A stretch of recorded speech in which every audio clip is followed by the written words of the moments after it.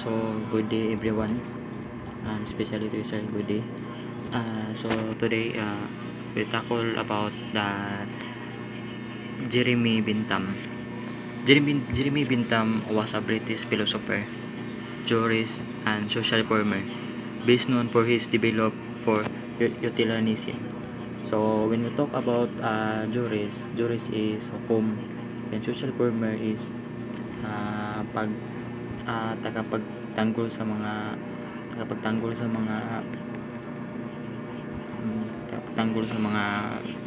kabus.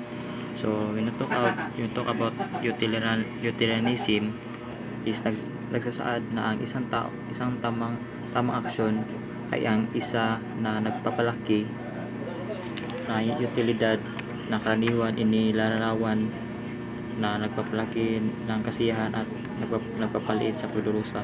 So utilitarianism is kailangan siya kuan kini oy naghatag aksyon nga matabangan ng mga kabus. So Jeremy Bentham was born on February 15, 1748 in London, England. Died on June 6, 1832. He was the elder son of attorney Jeremiah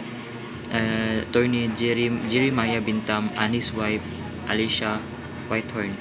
At the age of 4, he began to study Latin and additional reform at Westminster School from 1755 to 1760. He took his Masters of Queen College, Oxford, and graduated in 1769. In November, he entered Lincoln's Inn to study law. So, Jeremy Bentham was graduated at kanang Queen's College, Oxford. So, study siya og law. So, he was called to the bar in 1769, but his legal career last on one brief. So, si Jeremy Bentham was nitake og bar exam. So, kuha niya og one take. He viewed the Cambridge College as seats of privilege, prejudice, and idleness. So, when we talk about prejudice is pagkatanggi, and idleness is katamaran. So Bentham never married and died in a company of friends on eve of signing at the Great Reform Act. So si Bentham sa iyang pagkakakuha niya wag siya kaminyo. In his last we will directed that his body of publicly anatomized in order to publicize the benefits of donating bodies for medical research. So ang ratings and books. So ang buwan ni Jeremy Bentham is A Fragments of Government was Bentham first book appears in 1769. Bentham found the grand and fundamental fault of the communitarists and Blackstone antipathy to reform. Rationality of judicial evidence in 1829, he described the methods that a court should use to get at the truth as quick as possible. So si Jeremy Bentham na kuan kanang na siya sa mga tigom nga mga evidence about sa mga ihang na kuan niya nga mo to prove nga nagmatuod nga sakto gyud ihang kuan ihang gisulong. So and it's the issue of political tactics on 1791 he described what is considered the most effective forms to defeat for legislative assembly based on the produce of the House of Commons. So Jeremy Bentham sa giyang kuan niya nga gikuan sa politika nga debate niya about sa debate niya ang mga batas nga unsay mayong isulong nila nga batas. So Jeremy Bentham morals philosophy is primarily based on the principle of utility, which hold that the best action is the one of the maximize overall happiness or pleasure and minimize suffering pain. This often summarized as the principle of the greatest happiness for the greatest number. So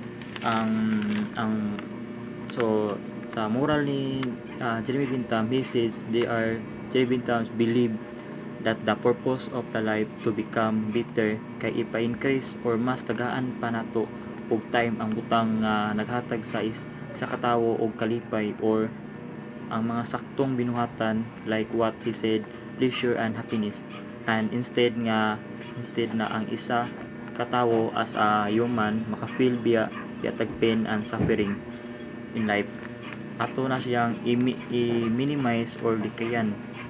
He also state nga ang action sa tawo na determine ang iyang ability to produce or makahatag og daghan nga good things or mga binuhatan nga maayo sa mga tawo. So values of Bentham revolve around the promotion of happiness, rationality, equality, socially informed, and secularism. These values inform his philosophical rating and his effort to improve society through legal and institutional reforms. So, values ni Jeremy Bentham, so according to Jeremy Bentham, he values revolve around the promotion of happiness, rationality. So, when we say rationality, it involves to a decision-making process. Like for example, kita individual as a human, natay mabuhat nga butang sa natin pangabutang, so kanang action nato kay maka-criticize na taog unsay mga consequences ana nga action. He also had equality, social informed, and secularism that have connection sa atong society o government nga on how to treated fairly and have the equals right. So sa values ni Bentham nga ang mga tao dapat kabalo yun mo kuan before ka mabuhat, dapat unaon mo gayo nga kanang unsay kapadulungan. And isa pod ang gikuan po ni Bentham na ang society ug sa government is fairly kanang patas ra tanan. So ito logic. Bentham's logic is characterized by its focus on the principle of utility and its systematic approach to assessing the moral worth of action based on their consequences for overall happiness and suffering. So sa logic ni Jeremy Bentham, so literally in decision making, gi-prioritize ang well-being sa mga individual o sa society as a whole, and it indicate that sa atong kalipay and suffering makabuhatag dili maayo ug maayo sa atong society. So ito principle. His principle provide a systematic methods for evaluating the morality of action based on their consequences in terms of pleasure and pain. Bentham also believed that the goals of all human action should be maximize happiness and minimize pain or suffering. He argued that individuals should act in the way of promotes the overall well-being society, and that moral decision should be based on consequences of action rather than abstract principle or rule. So sama sa gingon ni Bentham nga the principles based on the goal of human through action should maximize the happiness and minimize the pain and suffering. He argued that ang pag-promote og well-being sa society i-emphasize ang impormasyon sa mga consequences sa action nga imong gibuhat, because it determines which course of action nga mas makaproduce o kahatag sa overall nga benefit sa society. So ang ni Bentham na dapat tununaon gyudaan sa unsay mga buhatonon nimo para ma-minimize ang ma-maximize ang happiness o ma-minimize ang mga pain o suffering sa mga katawhan. So proceed base quotation.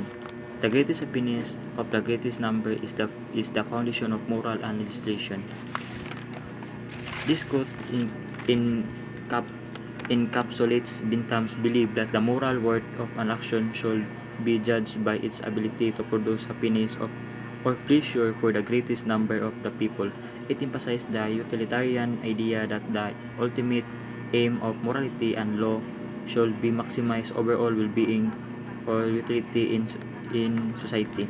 So, so when we talk about the greatest happiness of the greatest number is the foundation of moral legislation, ang pinakamalaking kaligayahan para sa pinakamalaking bilang na kung saan ang saligan at patakaran ay ang batas. So, ang ang mensahe ni Bintam na mao gyud ang dako kayong kalipay sa mga tawo na mahatagan og saktong happiness o